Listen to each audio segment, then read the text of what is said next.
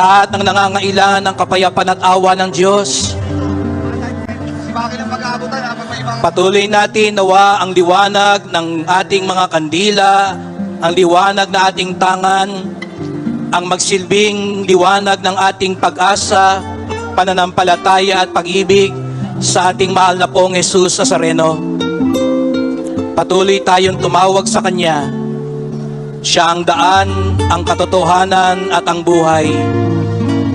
Siya ang bukal ng awa at kapayapaan.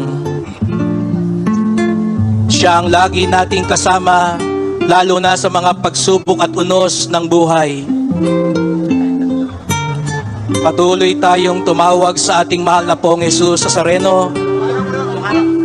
Siya ang magiging bukang liwayway ng kaligtasan sa ating buhay.